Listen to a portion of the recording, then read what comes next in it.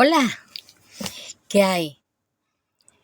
Gente y familia maravillosa, gente bonita, gente exquisita, que soy muy exquisito. Qué alegría me da volver a veros, estar aquí en contacto con ustedes. Me gusta muchísimo todo lo que me habéis mandado por privado.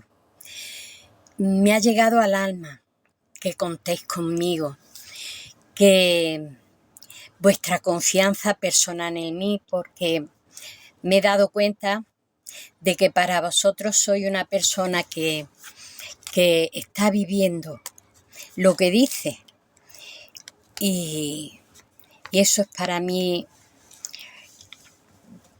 lo máximo, que eso haya sido reconocido por vosotros y el gran afecto que me estáis demostrando a través de todo el tiempo. Bueno, dicho esto, vamos a encomendarnos al Espíritu Santo para que Él ponga las palabras, el sentimiento, la sabiduría y la penetración, que cada evangelio que vamos caminando junto a ti con el Señor nos lleva. Espíritu Santo, enciende nuestro corazón. Líbranos de la tibieza y amárranos a ti, porque es que te necesitamos todo, y haz que nuestro corazón arda, el mío y el de todos los que me escuchan, y les llegue tu paz. Que eso dicen cuando están pasando alguna rachilla mal. Tú sabes, Padre, que me dicen, encontramos paz cuando vemos, no terminamos sosegados cuando vemos tus vídeos. Gracias, porque eso es un don tuyo. Bueno, pues ya vamos a empezar. Y es caminando junto a ti el Evangelio de Lucas, el capítulo 4, viene del 24 hasta el 30. Viene del 24 al 30. Y ahí salen circunstancias del Señor y nosotros vamos a estar allí acompañándolo, viviéndolo. El Espíritu Santo va a hacer auténticas estas imágenes y este relato. Se va a transformar en algo vivo que vamos a ver y vamos a ir comprendiendo cada día más y cada vez más los sentimientos de nuestro Señor, de nuestro Salvador, todo lo que significó para Él.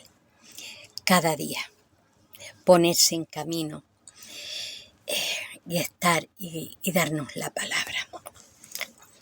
Esto es del día, corresponde al día 5 de marzo del 2018, era lunes, y la lectura es de Lucas, del libro de Lucas, capítulo 4, versículos del 24 al 30 inclusive, y después el Salmo, tenía yo aquí apuntado, bueno, el Salmo lo he puesto aquí en la Biblia, es el Salmo 41, es el Salmo 42, para que, con lo que se cierra la lectura.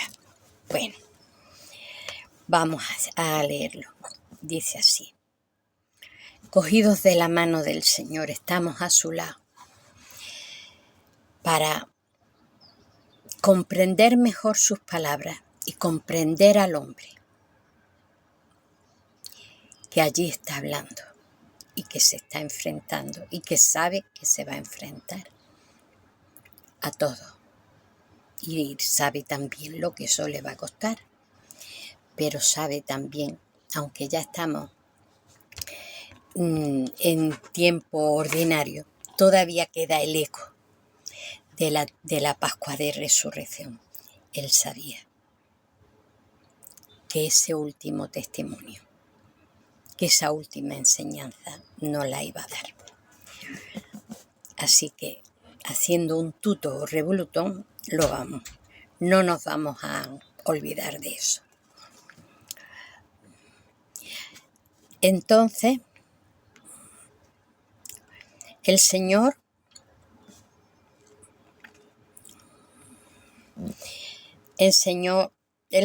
esto por lo que se ve pasó en Cafarnaúm. Y le dicen, hazlo aquí en tu ciudad, que ella estaba en Belén. Y añadió, os aseguro, porque él venía de Cafarnaúm. Si leéis el libro de Lucas, veréis que él viene de Cafarnaúm y ahora ya está en tu ciudad. Entonces el Señor en su ciudad, en Belén, dice, os aseguro, sale cortante, pero es porque ya habían pasado muchas cosas. Os aseguro que ningún profeta es aceptado en su patria. Ciertamente, yo os digo que había muchas viudas en Israel en tiempo de Elías, cuando el cielo estuvo cerrado 3 años y medio y hubo una gran carestía en todo el país. A ninguna de ellas fue enviado Elías, sino a una viuda de Sarepta en Sidonia. Muchos leprosos había en Israel en tiempos del profeta Eliseo, pero ninguno fue sanado sino Naamán el sirio. Le está poniendo ejemplo de que estando esas necesidades en su casa, se cubren las ajenas. ¿Por qué? Vamos a seguir leyendo. Muchos leprosos había en Israel en tiempos del profeta Eliseo, pero ninguno fue sanado, sino Naamán el sirio. Al oírlo, todos en la sinagoga se indignaron. Digo, se ha ido a curar a los demás y ahora nos está diciendo que nosotros es que no lo merecemos y somos los suyos. Y levantándose, lo sacaron fuera de la ciudad y lo llevaron a un barranco del monte sobre el que estaba edificada la ciudad, con intención de despeñarlo. Porque antiguamente había una serie de peñas delante de los barrancos donde se despeñaba a los ajusticiados que tenían que morir despeñados. Y eso era la piedra sarpeta. Bueno, pero os lo digo para que yo la primera vez que descubrí una piedra sarpeta, que me lo dijeron, fue en la ciudad de Toledo. En el barranco había un paseo y una barandilla, una balaustrada, había allí una peña y desde allí lanzaban al fondo del barranco, que aquello era a una altura de 100 y pico metros, o sea, muerte segura. Y era la piedra sarpeta que usaban los romanos. Dice, al oírlo todos en la sinagoga se indignaron. Levantándose lo sacaron fuera de la ciudad y lo llevaron al barranco del monte en el que estaba edificada la ciudad, con intención de despeñarlo. Pero él, abriéndose paso entre ellos, se marchó. El Señor ya lo tenía hasta las narices, como se suele decir. ¿Por qué? Porque ve que no tienen fe, que están viendo todo lo que hace con lupa, pero no porque lo observen con rigor, sino con una lupa a ver dónde está el defecto, a ver dónde está el fallo, a ver, no están buscando la sanación, no están buscando el acercarse a un profeta a través del cual fluye el poder de Dios y sana, porque entre otras cosas es Dios mismo. Si leemos al profeta Isaías, ya veremos cantidad de veces que esta realidad se trasluce rigurosamente, porque está descrito de una manera que no hay otra opción. Dios con nosotros, yo estoy con vosotros, en fin, que allí se ve. Y Él está con nosotros. El Señor está con nosotros. Pero, ¿por qué se fue en busca de la ciudad de Sarepta? El profeta Elías. A ver, ¿era este?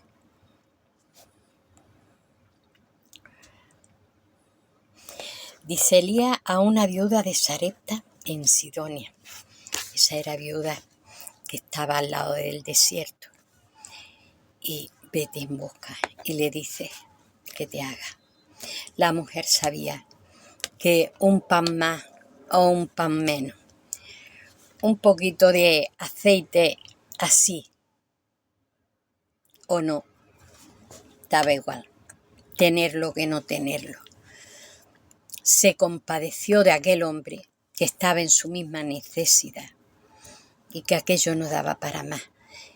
Él decía con mucha énfasis: házmelo a mí primero y luego a ti nunca te faltará.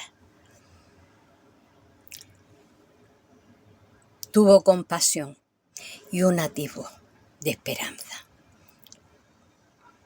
Un atisbo de esperanza y un atisbo de confianza, de fe, de ver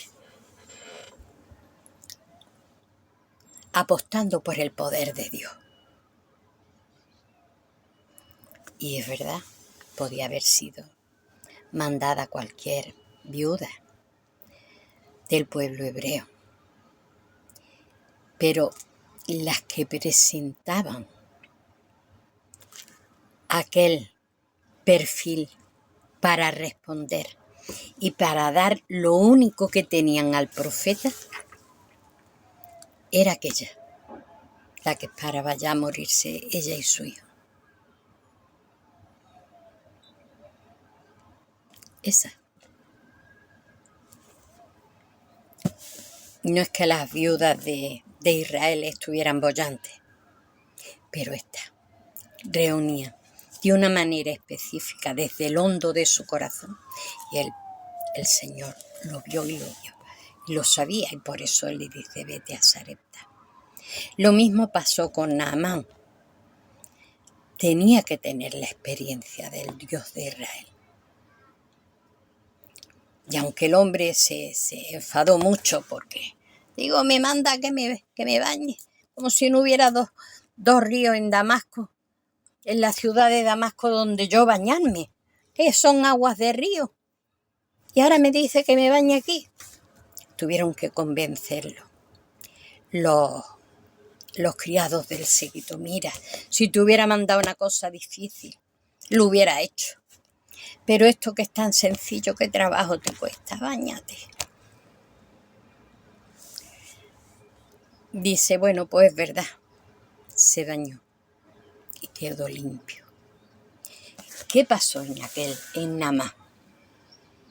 Le entró hambre de Dios. Se le despertó. Y él y toda su casa se convirtió. Y llevó mucho conocimiento hebreo a Etiopía. Y Etiopía es el milagro que va recibiendo y va guardando los mejores testimonios y la mejor sabiduría para el futuro, tanto de hebreos a través de los falasas, como para los cristianos a través de la Biblia etíope y de los monjes, que tienen plena conciencia que ellos han ido copiando y copiando, porque son los guardadores de esos textos que están prohibidos en Occidente.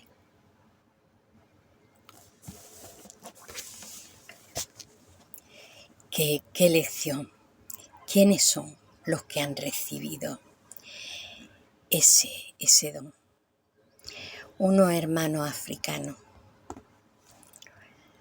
en medio de un politeísmo y en medio ahora de un Islam, pero el Islam surgió en el siglo VII después de Cristo, pero siempre rodeados de paganismo y rodeados de la influencia y de la mística que venía de Egipto y de los faraones.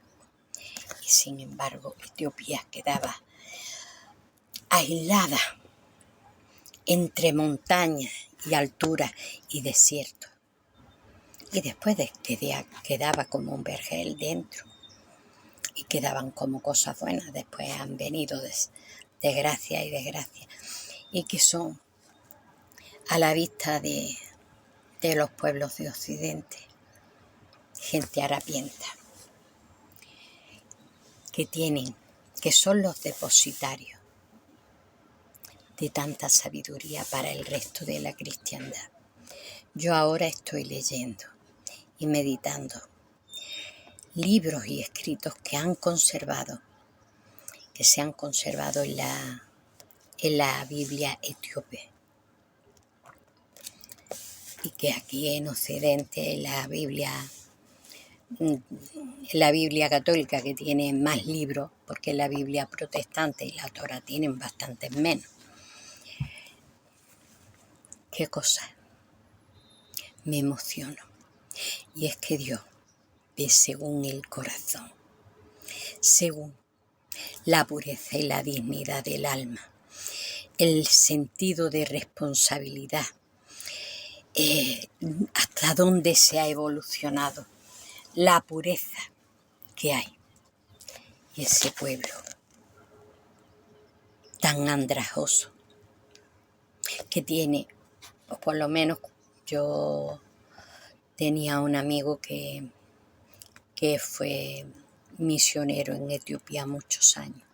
Decía que allí había nada más que una carretera, que era la misma para arriba y para abajo. No sé si ahora posiblemente ya haya dos, no lo sé. Pero quedó aislada. No llegó la Inquisición, ni la lucha contra los herejes, ni tantas cosas que convulsionaban a la Iglesia de Occidente. Y ellos seguían copiando y manteniendo los textos vivos. Porque muchos textos que aparecieron en Nag Hammadi, que están incompletos, ellos los tienen completos y lo han escrito en un pergamino de cabra, raspado y raspado. La tinta con cenizas y agua. Y en unas condiciones escribían y escribían y escribían. Esa era la misión de su vida. Aparte de aprender a meditar y a tener esa relación interpersonal. Y aquí el Señor viene a manifestarnos este sentir. Porque os aseguro que ningún profeta es aceptado en su Padre. Lo discuten. Porque normalmente viene a señalar muchas cosas y a dar directrices que no están de acuerdo con la lógica y el sentido común, pero el Señor ve más y sabe lo que hay que hacer. Shh, calma, vigila y calma, no te muevas, que yo quitaré tus enemigos de en medio. Pero no tuvieron calma. Y al vigilar lo que ellos vigilaban eran el cerco. Esto está en el capítulo 7, 8, 9 y 10 de Isaías. Veían el riesgo de invasión y que le iban a quitar sus tierras. Pidieron ayuda a Siria y Egipto. Pidieron ayuda a Siria y salieron tan escarmentados como el pueblo hebreo salió escarmentado de Egipto. Pero, ¿por qué? Porque hacían caso a sus sentidos, en vez de darse cuenta de que la palabra de Dios tiene una trascendencia mayor. Y aquí lo dice: ningún profeta es aceptado en su patria. Y en otro de los sinópticos, y no sé ahora mismo decirlo, si fuera yo testigo de Jehová tendría esa formación. Yo os podría decir, en Marcos y en Mateo aparece de que el Señor se asombró de la poca fe que encontraba en su pueblo. Esa es la razón. Esa es la razón. Espíritu Santo, suscita en nosotros un corazón ardiente, dispuesto a responder, aunque en la apariencia de la personalidad humana seamos como Naamán, el ministro de Etiopía. ¿Qué digo? Que encima se molesta. Yo que he venido desde allí, desde la quinta punta, he atravesado tantos caminos de polvo y he atravesado Egipto y he llegado aquí. Y ahora me dice que me bañe en el río. ¿No tengo yo río allí o qué?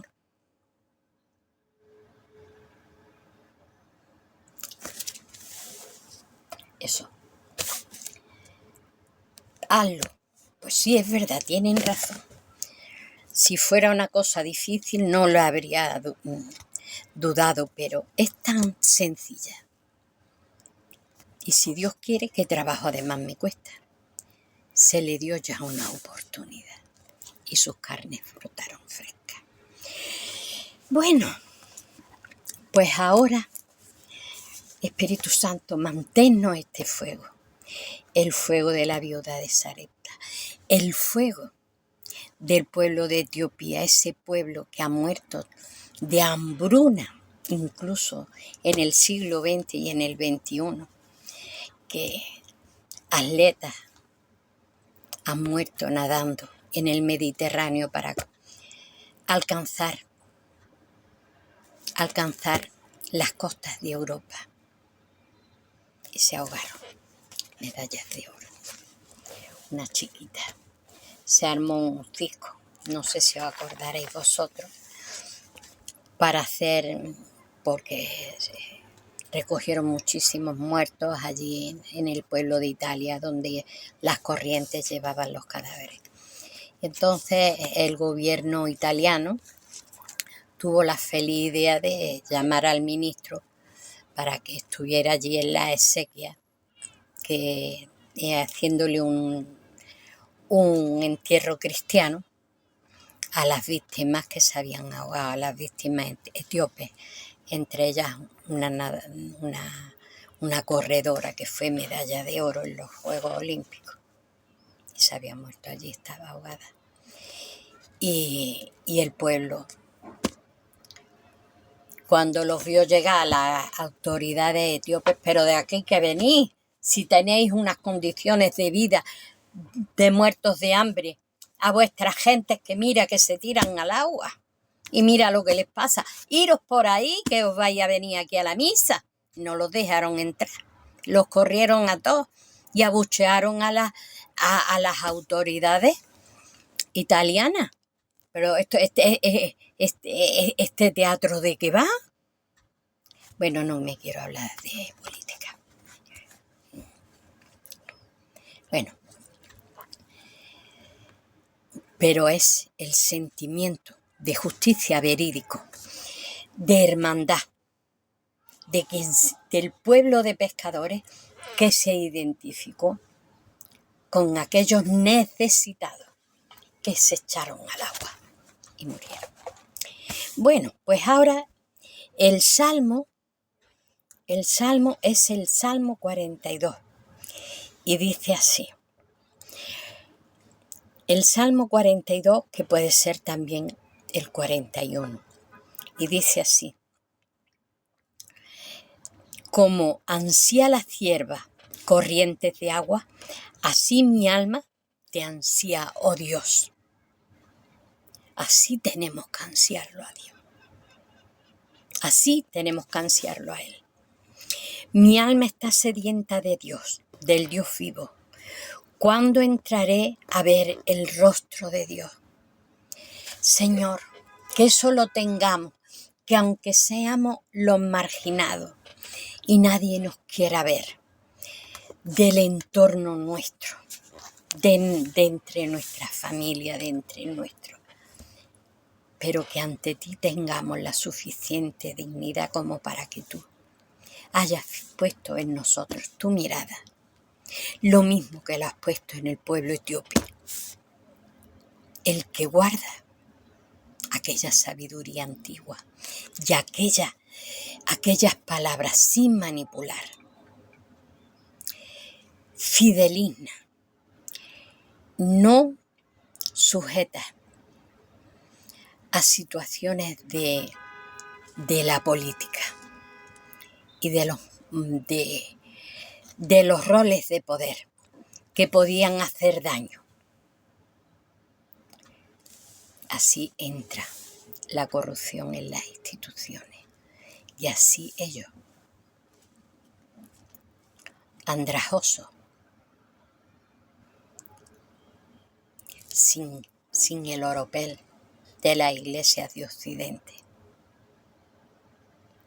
conservan esos tesoros que ahora se están volviendo a dar y a entrar en Occidente. Mi alma está sedienta de Dios, del Dios vivo. ¿Cuándo entraré al ver el rostro de Dios? El rostro de Dios es mi vida, la vida del otro. Mirarnos con amor, con respeto. No, a veces quien es más listo y más sabio le toma el pelo a la persona crédula que ha puesto su confianza en ti. Y entonces, ese es el rostro de Dios. Y el rostro de Dios es saber ver más allá de ese que está listo, un corazón profundamente herido y escandalizado. Y entonces aplácate. Aunque hayas estado 20 o 30 años echando chispas, aplácate. Porque lo que ahí está es un profundo escándalo en una inocencia. Desde niño, desde jovencito, desde adolescente. Y ya todos fueron tropiezos. Y ya hacerse con falsos criterios de una vez empezar ya no enmendar ya. No. Una vez que has empezado una cosa te das cuenta que no es así, se cambia.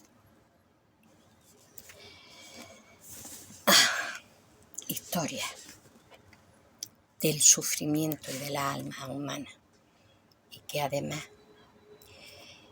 en su dolor y en su ignorancia y en su perplejidad se encuentran tan perdidas que consideran esa tozudez una cualidad. Bueno,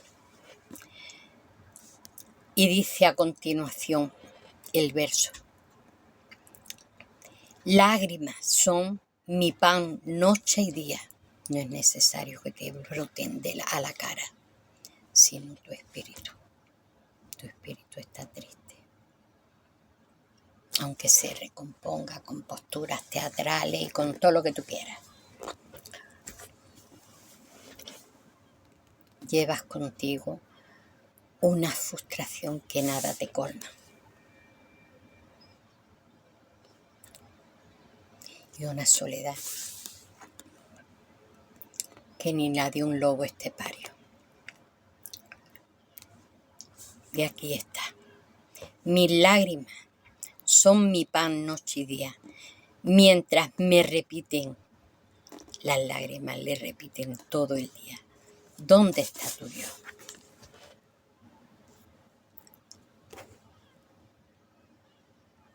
¿Por qué? Eso se ha borrado. Aunque la imagen la tenga cerca, se ha borrado porque hay un escándalo, hay una herida profunda desde el desarrollo de su vida. Ahí. Y eso hay que mirarlo con tanto respeto como el mismo respeto con que el poeta le tuvo al Pillayo cuando escribió, poeta granadino, escribió al Pillayo y sus nietos cuando les limpiaba las sardinas. Dice: recordándolo me desahogo conmigo, cómo pasaba al recinto y cómo avanzaba hasta la casa de Dios. En algún momento. ¿Cuál puede ser la casa de Dios? La naturaleza misma. Ponerte en lo alto de una roca, delante de la naturaleza, del aire, de las corrientes de aire y del mar. Allí se explayaba, sin que hablen, sin que pronuncien, sin que tu voz y pronuncien palabras. Allí avanzaba hasta la casa de Dios, entre gritos de júbilo y acción de gracia. Era cuando tu espíritu se sentía libre. Ese espíritu escandalizados, dolientes, en el bullicio festivo. Allí. ¿Por qué te acongojas, alma mía? ¿Por qué estás gimiendo? Espera en Dios. Vuelve. Descascaríllate. Vuelve. No por nadie. Eso no hay que decírselo a nadie. Eso es cosa tuya contigo. ¿Por qué te acongojas, alma mía? ¿Por qué estás gimiendo? Espera en Dios, que aún le darás gracia, salvación de mi rostro. Dios mío, ¿por qué? Porque por más que tenga, no soy nada más que un coleccionista de mariposas.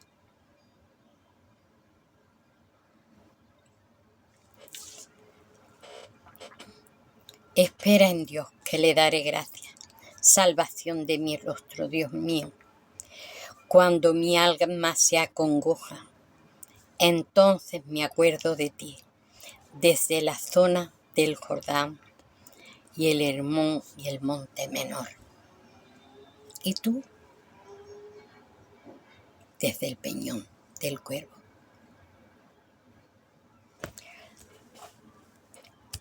Desde la playa, desde la luz blanca de Málaga y el mar azul.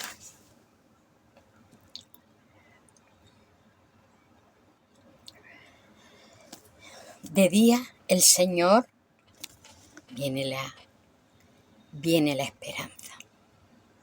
De día el Señor enviará su lealtad. De noche estaré con su canto. Suplica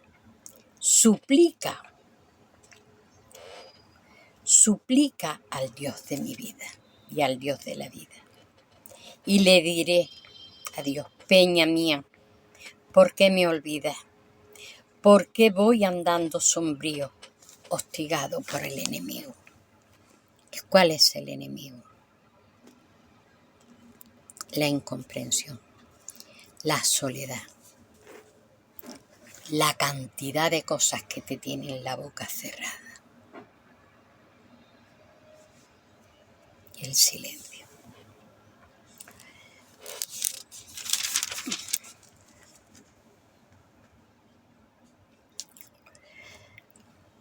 Después sigue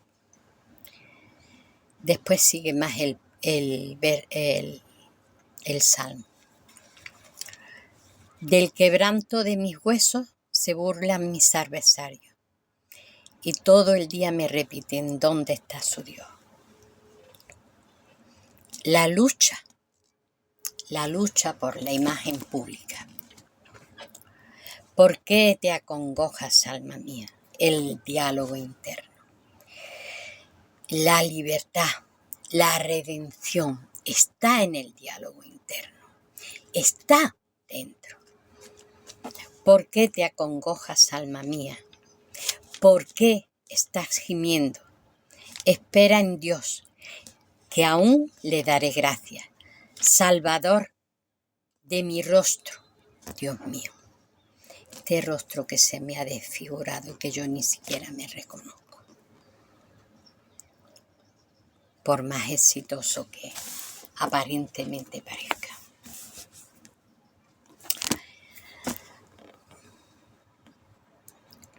Ningún profeta es reconocido en su tierra, ni en su familia, ni en su entorno, ni en su pueblo.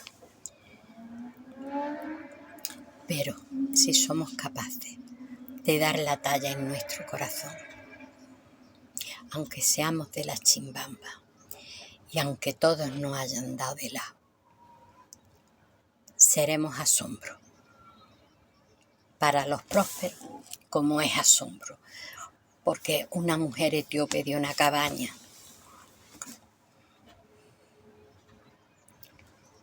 yo, que soy una mujer de la clase media de España, la traigo yo a mi casa, ve mi frigo, mi hornilla, mi horno, mi lavavajillas, mi microondas, mi lavadora, la secadora, lo ve todo eso, se queda con la boca abierta.